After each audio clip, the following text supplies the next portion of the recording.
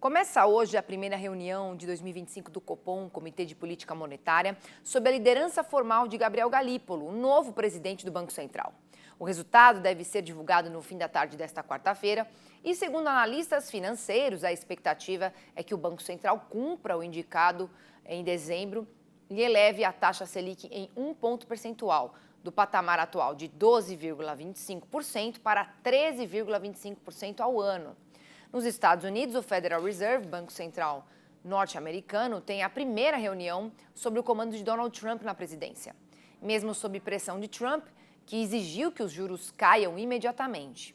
Por lá, a autoridade monetária deve manter a taxa de juros inalterada ao fim da reunião.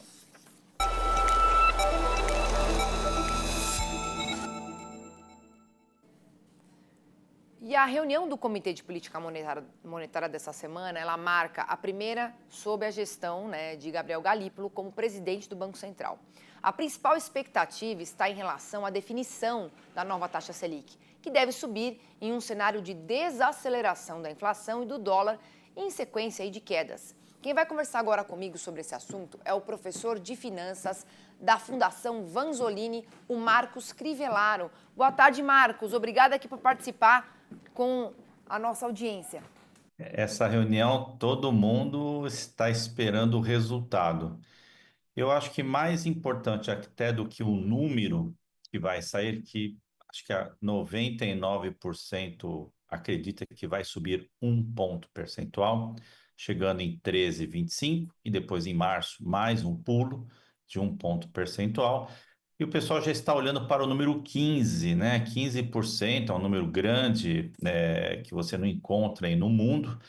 E o que isso mexe, né, com a economia, lógico que é o principal preocupação, mas todo mundo sabe dessa questão também política, né? Com o antigo presidente do BC, sempre que nós tínhamos um anúncio, o presidente Lula, ala, né, do governo, sempre, muitas vezes, nesse embate, dizendo que era uma decisão que não ajudava a economia do Brasil.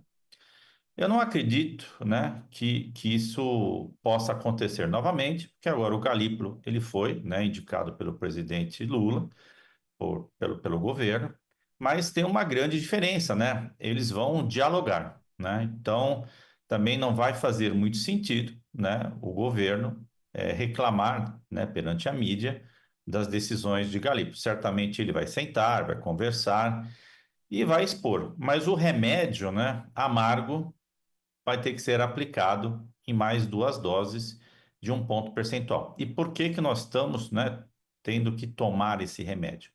O ponto-chave, como você destacou, é a inflação, né? Então a economia está aquecida.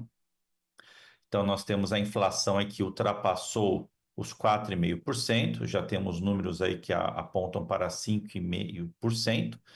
Então, espera-se que esse aumento de taxa percentual de 1%, mais 1%, beirando aí os 15%, esse patamar ainda vai perdurar, pelo menos até o meio do ano. Até lá, espera-se que as projeções da inflação comecem a cair. É um remédio, né? Como a gente faz analogia com febre, né? Outras doenças, muitas vezes quando o remédio é muito forte, né? Pode até prejudicar o paciente. Então, nós temos receios do quê? Como é que isso vai impactar no crescimento do país, né? Então, a gente vai ter que olhar para um lado para o PIB. Como é que isso a gente vai também olhar nas pesquisas de popularidade, onde vai ficar mais caro você fazer financiamentos? Então, são variáveis que estão aí na mesa e hoje, né, com a questão do governo americano também jogando muito aí nas variáveis, o dólar, né, que é um item importantíssimo, o dólar, esse controle não está muito nas nossas mãos, né? Está muito no cenário externo, com as decisões do novo presidente, né, o Trump, dos acordos comerciais e todas essas variáveis que a gente está encontrando e que aparecem dia a dia. Ô Marcos, com essa Selic alta, quais são os principais desafios para a economia brasileira em termos de crescimento e endividamento das empresas e das famílias? O que a gente pode esperar para os próximos meses? Quando você aplica esse remédio, o que que você espera? Uma palavra é adiar. Adiar a tomada de decisões. Vamos esperar para ver o que acontece. Então, o agricultor vai adiar seus investimentos, o industrial, o comerciante.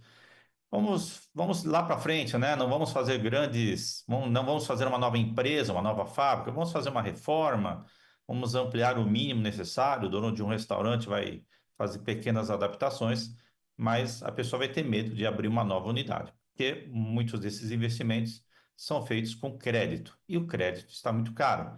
Por outro lado, né, o investimento, tanto a pessoa física como a pessoa jurídica vai poder se aproveitar, digamos, dessa janela, né, de oportunidade para fazer investimentos. Quem possui, né, logicamente, recursos.